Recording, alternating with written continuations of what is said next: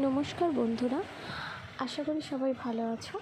তো এই যে আমি একটা ব্লগ শেয়ার করছি, এটা হচ্ছে আমার ছোট্ট শ্রেয়াস, মানে ওর ভালো নাম শ্রেয়াস, ডাক নাম ঋদ্ধি।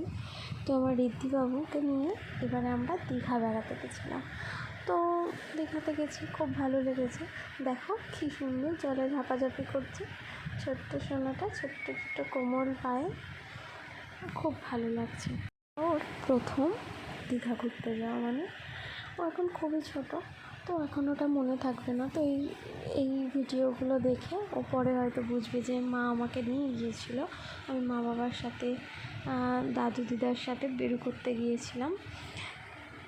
এখানে একটা মজার বিষয় হয়েছে যে আমরা দীঘায় যাই সবাই সমুদ্রটা এনজয় করার জন্য, কিন্তু এবারে এতটাই দুর্ভাগ্যবশত যে আমরা সমুদ্রের জলটা এতটাই ঘোলা যে আমরা নামতেই পারিনি। তো কারোরই আর সেই মনের ইচ্ছেটা হয়নি যে আমরা সমুদ্রে গিয়ে একটু এনজয় করব। সি বিচটা এনজয় করতে আমরা একদমই পারিনি, শুধু গেছি, শুধু একটু পা ভিজিয়েছি, চলে এসেছি। তো আমার ছোট্ট সোনাটাকে নিয়ে গেছি, সবারই মন খারাপ যে ওকে নিয়ে এলাম, একটুখানি সমুদ্রে নামতে পেলো না। তো তাই জন্য তাজপুর গিয়েছিলাম। তো তাজপুরে একটু জল পেয়েছে, তো ওকে পা ভেজাতে দেওয়া হয়েছে। তো এটা খুব ভালো বিষয়। তো সত্যি কথা বলতে, আমার বিয়ের আগে আমি আর আমার হাজব্যান্ড দুজনেই